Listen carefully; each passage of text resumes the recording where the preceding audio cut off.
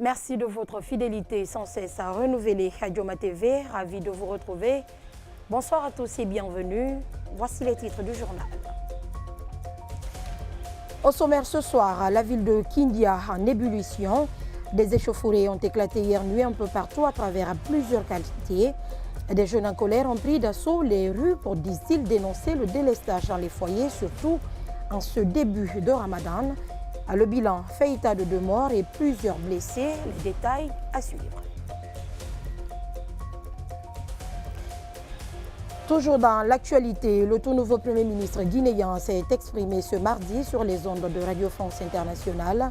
Cette première sortie du patron de la primature sur les antennes des médias internationaux laisse plus ou moins paraître un éventuel glissement du calendrier de la transition. Pour davantage comprendre cet autre pan de l'actualité nationale, vous suivrez Amadou Riba dans cette édition d'information. Et en fin de journal, il sera également question de sport football ce soir et nous parlerons du championnat national de Ligue 1 avec ce match nul qui a opposé le Afia FC à Renaissance FC. Voilà pour les titres. Bonsoir à tous et bienvenue. Je vous le disais tout de suite en titre. Des manifestations ont éclaté de partout depuis la nuit d'hier lundi à Kindia et se sont poursuivies jusque dans la matinée de ce mardi. Des jeunes de différents quartiers de la cité des Agrumes ont envahi les rues pour manifester leur colère contre la société Électricité de Guinée. À l'origine de ces manifestations, la ville s'est retrouvée dans une obscurité totale bien avant la prière qui annonce le Ramadan, ce qui a choqué les jeunes de certains quartiers, notamment la gare, Wundi, Sambaya, Kondeta et autres qui ont érigé des barricades avant de brûler des pneus. Des bilans humains et matériels sont à déplorer. Suivez. Depuis hier nuit, les mouvements là ont commencé dans les quartiers et ce matin, le mouvement a pris de l'ampleur dans le centre-ville. Et vous savez, il y a de cela quelques jours, avec l'annonce de l'arrivée du président de la transition, le général Mamadi Doumbouya, il y avait le courant ici, 2 jours disons, 24 sur 24, il n'y a même pas eu une petite coupure. Pendant le régime Alpha Condé, on avait courant ici à 100%, mais depuis la transition, on n'a plus maintenant de courant. L'arrivée de la première dame à Kindia, on nous a donné 72 heures. Donc depuis que la dame est partie, on n'a plus maintenant de courant. Tandis qu'on a 3 barrages. Nous avons reçu 2 cas de décès, un enfant de 7 ans et un autre de 16 ans. Et 4 cas de blessés graves et 6 autres cas de blessures légères. Parmi les cas de blessures graves, on a une plaie transfixiante au niveau du coude. Il y a une autre plaie au niveau de l'abdomen qui sont en train d'explorer au niveau du bloc et un autre cas au niveau de la cuisse. Maintenant, au niveau des urgences, on a d'autres cas, dont 5 policiers qui ont aussi des blessures légères et qui sont en train d'être pris en charge par l'équipe des urgences et 3 autres civils, dont un maçon et un chauffeur camion. Après Kindia, Matoto Rabitaya s'est également lancé dans la danse. Les femmes de ce quartier ne veulent plus continuer à accepter le manque de courant électrique dans leur ménage. En grand nombre, elles ont battu le pavé alors que leurs fils les ont précédés la nuit dernière pour exiger des autorités de trouver des solutions à leurs problèmes. Selon les témoignages recueillis sur place, cela fait plus d'1 mois aujourd'hui que les ménages sont en manque de courant électrique. Ces femmes disent manifester après avoir épuisé toutes les voies de recours. Et si le manque d'électricité est décrié dans plusieurs zones du pays, à Dinguiraï, c'est la pénurie d'eau qui étouffe ces derniers temps les populations. Raison évoquée, les principaux points d'accumulation d'eau avant le ravitaillement dans les différents foyers sont victimes d'ensablements très poussés, ce qui d'ailleurs pénalise de nombreux clients de la Société des eaux de Guinée, de la cité historique de la Joumartal. Et pour remédier à cette autre problématique, le directeur préfectoral de la SEC de Dinguiraï a donné quelques précisions au micro de Cheikh Aligara. Suivez. Nous avons constaté que le barrage était envahi des sables. Nous avons remonté l'information à nos chefs hiérarchiques. Ils ont pris toutes les dispositions pour qu'on puisse faire le curage du barrage. C'est ainsi qu'on a mobilisé les gens qui sont au village ici pour qu'ils viennent ensemble pour faire le curage. Nous avons constaté quand même que vraiment le résultat est satisfaisant parce que vous avez vu le tas d'ordures qu'on a enlevé. Sinon, le barrage a fait au moins plus de 2 ans, il n'y a pas eu de curage. Mais grâce à la bonne volonté de notre directeur général, Aboubacar Camara, qui nous a mis en œuvre, il a pris toutes les dispositions pour qu'on puisse faire ce travail-là correctement cette année. Vraiment, ça a donné de bons résultats. Vous avez vu maintenant, aujourd'hui, vous avez vu la qualité d'eau qu'on est en train de recevoir maintenant là. On a fait 5 jours de travail, mais aujourd'hui, il y a eu de bons résultats. On assure la population maintenant qu'on peut leur donner de l'eau à partir de demain, s'il vous plaît. Nous lançons un appel maintenant à nos populations qui sont là pour qu'ils puissent prendre soin pour faire des reboisements et puis prendre soin des arbres qui sont là pour ne pas qu'on arrive à couper, faire la déforestation, parce que tout ça, ça encombre le problème d'eau. Tout ce qu'on est en train de faire là, ça demande beaucoup. Donc on a le carburant à utiliser, on a les produits chimiques à utiliser. La direction de mettre tout ça à notre disposition pour que la desserte soit abondante et que la population vienne payer leurs factures. Le Premier ministre, chef du gouvernement guinéen, vient d'accorder une interview exclusive à RFI. Dans cette interview, Amadou Ouriba s'est exprimé sur les sujets brûlants de l'actualité nationale, à savoir le délestage du courant électrique, la perturbation de l'Internet, les brouillages des ondes des radios et télévisions. À en croire le tout nouveau locataire du Palais de la Colombe, les choses vont progressivement s'améliorer. Suivez. La semaine dernière, j'ai d'ores et déjà rencontré, à ma demande, les professionnels des médias et nous avons eu à échanger sur la question. Dans les prochains jours, nous allons travailler à ce que la situation redevienne normale. Actuellement, avec les équipes concernées, pour trouver des solutions, quitte à débourser des montants qu'on aurait pu utiliser dans le secteur des investissements pour avoir la capacité de produire plus d'électricité. D'où la nécessité de faire appel à un bateau qui a suivi les groupes thermiques pour assurer une capacité de production supplémentaire pour satisfaire les besoins des populations, surtout dans cette phase assez difficile de saison sèche. Le bateau n'est pas encore là et nous sommes en train de voir avec toutes les structures concernées pour activer l'arrivée de ce bateau et pour avoir une capacité supplémentaire de production d'électricité. Sur le plan politique, le chef du gouvernement a, dans un langage peu clair, fait savoir qu'un éventuel glissement du chronogramme dynamique est envisageable. Le Premier ministre espère que les prochains jours, les acteurs concernés pourront se retrouver pour analyser la situation. Je vous invite à suivre à nouveau Amadou Ouriba.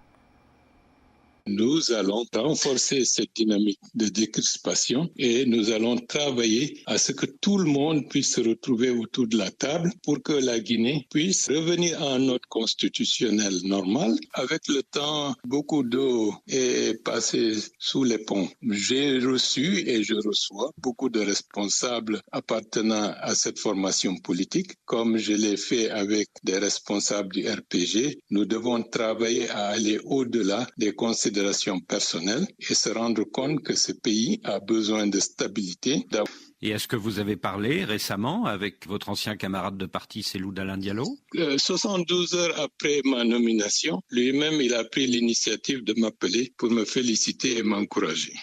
Bon, je pense que la durée de la transition dépend de ce qui va être fait sur le terrain, Mamadi Doumbouya. Donc, d'ici la fin de l'année, il faut nécessairement que le référendum constitutionnel puisse être tenu. À partir de ce moment-là, les autres processus électoraux vont être déclinés. Une fragilité sur le plan économique, sur le plan financier. Nous devons travailler à une stabilisation, à une décrispation politique pour avoir la possibilité d'examiner et de faire les étapes du chronogramme dans une relative sérénité. Donc, l'objectif, c'est de finir cela et je pense que 2025 est une bonne période pour couronner l'ensemble du processus et toujours avec l'aide de Dieu.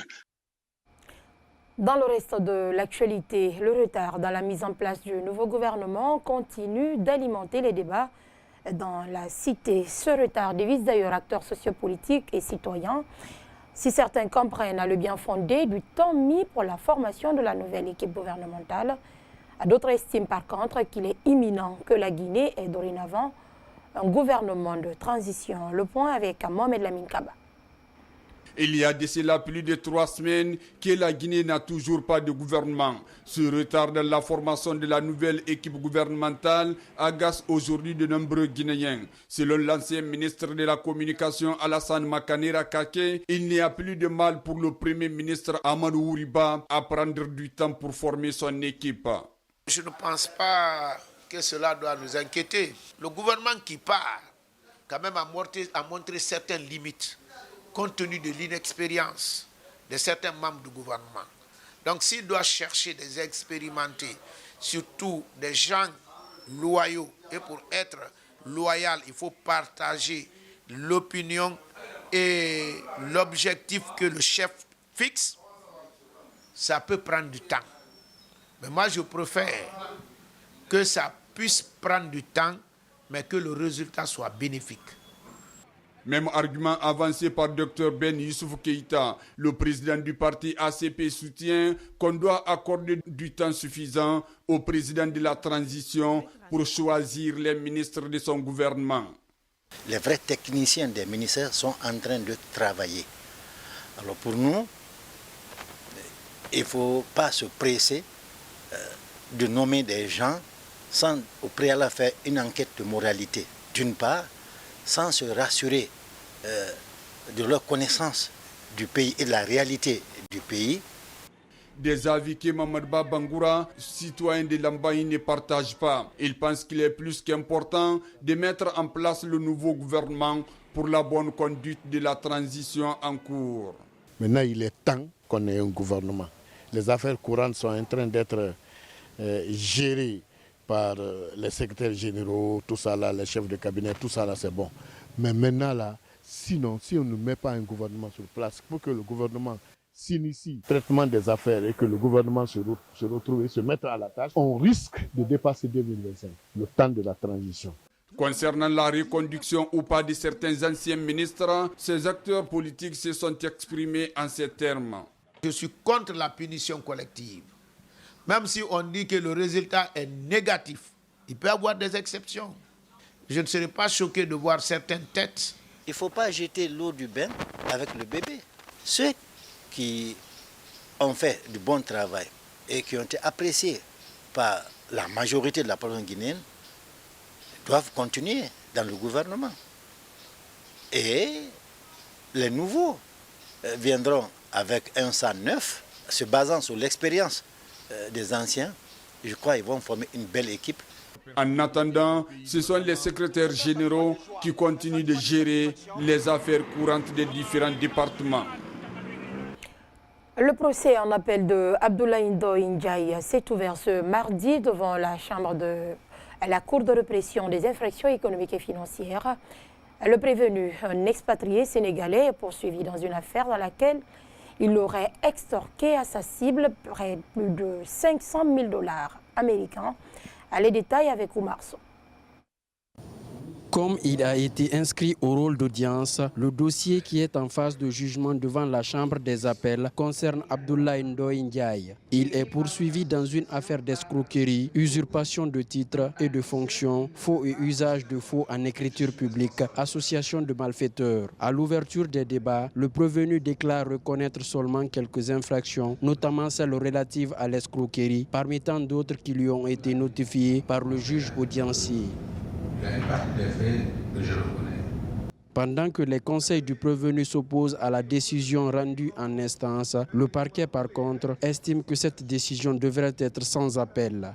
Monsieur le Président, nous estimons que ces motifs ne peuvent pas retenir l'attention de la Cour parce que tout simplement, l'appelant pense qu'en instance, le fait qu'il ait reconnu les faits peut constituer en soi une circonstance atténuante.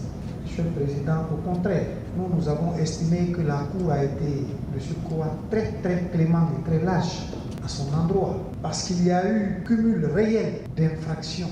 Et en ne condamnant le prévenu qu'à 4 ans seulement, nous estimons que la Cour a été plus que clémente. Parce que le prévenu, qui est l'appelant, moi je ne sais même pas s'il s'appelle Abdoulaye Ndoye Ndiaye. Je doute même de cette identité, tellement que tout en lui est faux. Eu égard également aux montants faramineux qui ont été extorqués avec la victime, vous comprendrez aisément que ces motifs d'appel ne peuvent pas tenir la route parce que vous allez tout de suite ouvrir les débats. Selon le conseil de la partie civile, la victime Abdourahmane Mohamed, absente à l'audience, est un opérateur économique nigérien. La défense, par contre, parle d'une violation des droits de son client. L'escroquerie porte sur un montant de plus de 500 000 $ américains, sans compter les autres frais. Donc à chaque fois, on fait monter des gens, comme le monsieur qui était ici à la barre, on lui demande de l'argent, il paye l'argent. Après on dit non, il y a un problème. Il faut que la marchandise transite par Conakry. On le fait venir, chaque 2 jours on lui demande de l'argent. Il est venu loger à l'hôtel Sheraton, il les appelle pour dire qu'il est à Conakry, de venir le rencontrer. Ils sont venus, c'est en ce moment qu'on a mis main sur les gens. Lui-même, il a reconnu devant le juge d'instruction que tout ça a été fabriqué pour extorquer les fonds.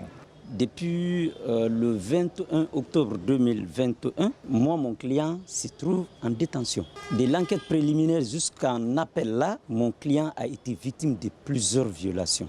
Nous avons eu à initier plusieurs procédures incidentes. La CRIEF a été sourde face à ces violations vis-à-vis de M. Abdoul Ndoye Ndiaye.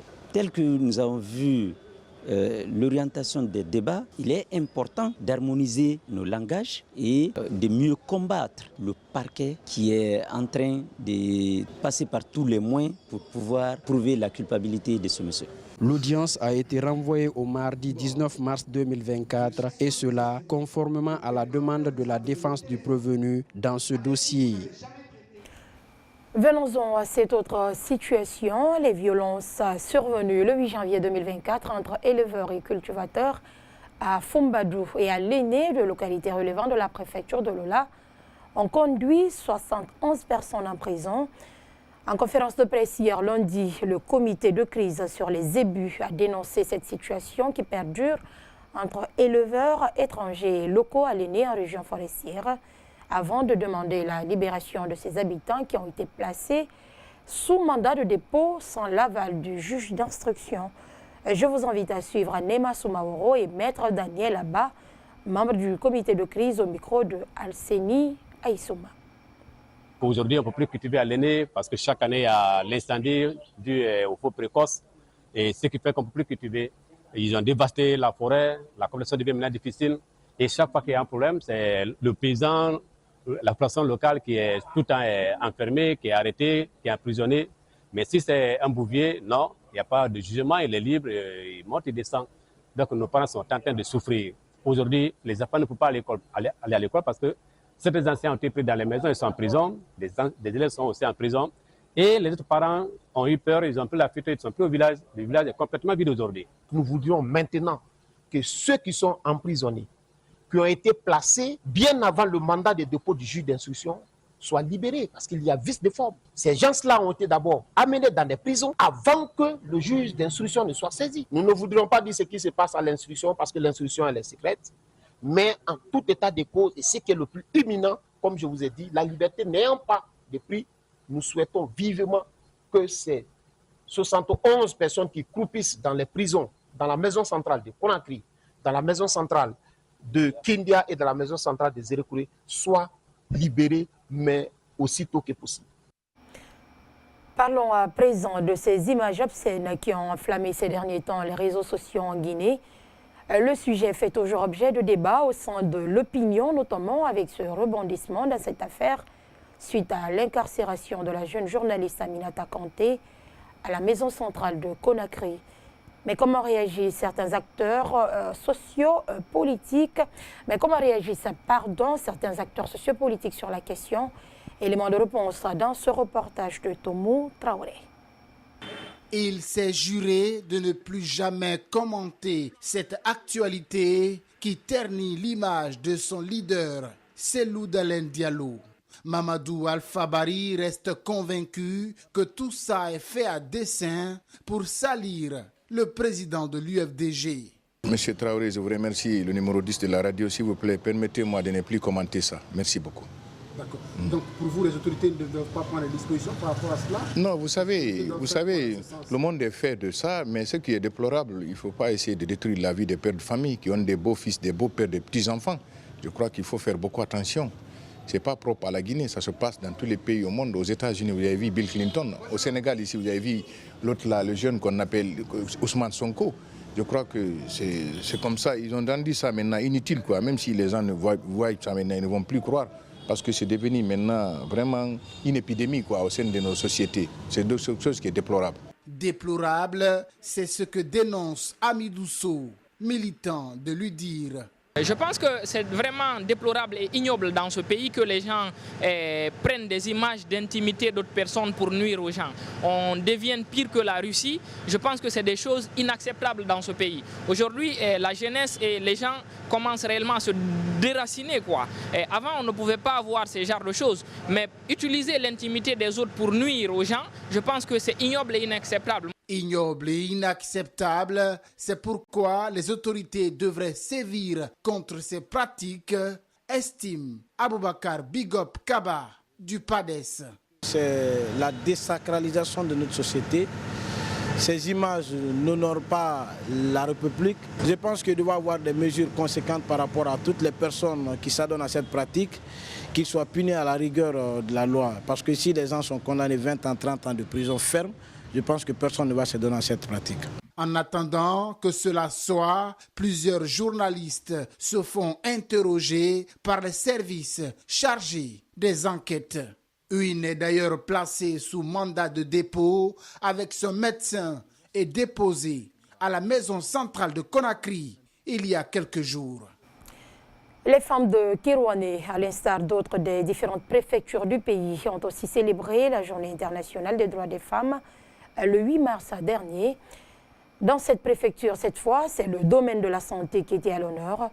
Le personnel de santé a mis l'occasion à profit pour consacrer cette journée à la sensibilisation à travers des mises en scène sur le don de sang et le retard dans la prise en charge des femmes enceintes. Un reportage, Cheikh Mohamed Kaba. Ce sont des femmes des différentes corporations de Kirouané qui ont célébré en différé ce samedi dans l'enceinte de la commune la Journée internationale des droits des femmes. Une occasion pour elles de se retrouver pour exprimer leur rôle dans la société, mais aussi rappeler à l'opinion nationale et internationale les problèmes auxquels elles sont confrontées aujourd'hui. La femme est le socle de tout développement harmonieux. Au plan local, le bien des femmes de Kirouané est élevé. Elles sont présentes de tous chantiers de développement tels l'éducation, la santé, la consolidation de la paix, l'hygiène, la qualité, l'agriculture, le maraîchage, etc. Mesdames et messieurs, les femmes de Kirouané par ma voix félicitent et remercient le président de la transition et son gouvernement pour les efforts consentis en faveur des femmes et des enfants de Guinée. Au nom du président de la délégation spéciale de Kirouané, Bofanta Kourouma, conseillère à la mairie, a félicité ces femmes pour leur bravoure dans la société. Au nom de notre président de la délégation spéciale, nous disons merci pour cette mobilisation. La Journée internationale des femmes est une occasion pour tout le monde de venir en aide aux femmes à cause de leur rôle dans la société. Seulement certaines femmes qui ne connaissent pas leur valeur. Sinon même Dieu a un respect absolu envers la femme. Aussi nous profitons de l'occasion pour dire aux femmes de respecter leur mari, de se réveiller pour montrer aux hommes qu'on peut faire quelque chose comme eux. Cette année, à Kirouané, c'est la santé qui était à l'honneur de cette journée internationale des droits des femmes. Une occasion pour ces agents de santé de dénoncer à travers des mises en scène des pratiques souvent nuisibles à la santé humaine. Le premier message, c'est à l'endroit des femmes qui tombent malades dans les foyers. Les femmes n'ont pas de décision. Tant que l'homme ne donne pas de décision, elle reste traînée à la maison jusqu'à l'installation des complications. Les complications elles viennent tardivement à l'hôpital et la prise en charge maintenant, ça ne serait pas facile. Le deuxième message, c'est par rapport à la transfusion sanguine. Les femmes souffrent. Quand elles prennent des grossesses, elles ne viennent pas pour faire des CPN, elles peuvent tomber dans l'anémie. Mais quand tu dis à son mari de lui donner le sang, le mari s'oppose, ou les membres de la famille refusent de donner le sang pour sauver cette femme. C'est pour cela qu'on a fait ce message aujourd'hui, pour que les gens comprennent que quand tu donnes un sang, tu sauves beaucoup de vies. C'est par ce match de gala au stade préfectoral de Kerewane que le rendez-vous de cette fête de la Journée internationale des droits des femmes a pris fin ici dans la préfecture de Kerewane. Après Kerewane, je vous amène à Sigiri où les femmes de la SAG ne cessent d'accompagner chaque année les promotions sortantes du centre de formation des jeunes filles appelé Centre de formation de seconde chance. La 5e promotion, composée de 15 filles couturières, porte le nom de Aminata Diallo, une ancienne employée de la SAG décédée. Les autorités à tous les niveaux ne se sont pas fait compter cet événement. Oumar Ossessissé. Pour rendre un vibrant hommage à Madame Camara, née Aminata Diallo, travailleuse à la SAG, décédée le 12 novembre 2023. Le centre de formation de seconde chance, créé par les femmes travailleuses de la SAG, a donné le nom de cette 5e promotion, composée de 15 jeunes filles couturières à cette brave dame géologue. À cette promotion, nous avons décidé de donner le nom de notre collègue Madame Camara Fé Aminata Diallo, ingénieure géologue, pour rendre hommage à cette brave femme qui a fait montre de disponibilité et de compétences dans l'accomplissement de son devoir pour la contribution à l'émancipation de la femme guinéenne. La délégation syndicale de la SAG pour son engagement indéfectible à nos côtés. La direction préfectorale de l'éducation pour son encadrement efficace. À nos partenaires qui nous ont toujours assistés dans nos activités. Nous ne saurions terminer cette intervention sans exprimer solennellement notre adhésion totale aux objectifs et au programme du CNFD sous le leadership du général de l'armée, Mamadi Doumbia, chef de l'État. Très ému, le mari de la défunte a remercié au nom de toute la famille. Aujourd'hui, ce n'est pas un jour de parole pour moi. Je tenais à vous remercier sincèrement de l'initiative en donnant le nom de votre promotion à ma défunte épouse, Aminata Diallo. Qu'Allah l'accorde au paradis, Firdaus. Je profite pour remercier la société SAG à travers cette femme travailleuse. Je vous promets au nom de toute la famille un accompagnement indéfectible pour la réussite de cette vaillante promotion. La directrice du centre, une ancienne travailleuse de la SAG, a lancé un appel aux autorités. Il y a les autres volets qui sont là, on n'a pas eu encore le financement pour ces volets. Donc nous lançons un appel solennel à toutes les personnes de bonne volonté, au gouvernement de nous assister à ce que notre section de coiffure, saborification et couture puisse voir le jour. À noter qu'un accompagnement pour la mise en pratique de ces volets est le souhait le plus ardent de ce centre. À présent, cette situation préoccupante, Aboubakri Silla, âgé de 17 ans, souffre de trypanomiase. Depuis quelques années, cela affecte son mode de vie. Il est cloîtré à la maison, enchaîné pour pouvoir contrôler ses mouvements. Sa situation s'aggrave au jour le jour et ses parents s'inquiètent. Ces derniers appellent à l'appui des personnes de bonne volonté. Al-Gassimou Baldé nous en dit plus. Il s'appelle Aboubakr Silla. 3 ans plus tôt, il était élève en 8e année dans une école privée ici à Dubrika. Sa vie a basculé alors qu'il était en classe. J'ai soufflé des maladies du sommeil. Mais de fil à mesure, j'ai dormi 2 mois.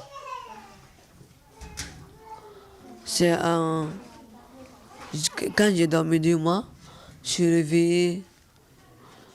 On m'a dit que moi je suis un fou. Tu as vu? On m'attache. Tout ça. Cet adolescent âgé de 17 ans passe ses journées dans la solitude, seul abandonné dans une pièce dans le quartier Toumania avec des mesures restrictives le contraignant à rester sur place. Disons maintenant qu'il souffre depuis maintenant 5 ans. Parce que dans les conditions, il devait faire cette année la 12e année. Donc depuis ce qu'il faisait la 8e année, il a commencé à souffrir. Donc du coup, au début, il partait à l'école, il dormait là-bas. En même temps, il était inscrit à des cours ici coraniques. Là-bas, encore arrivé, là-bas, il dort. Donc, en même temps, il a commencé d'être, comment on dit ça, un peu hésitant, quoi.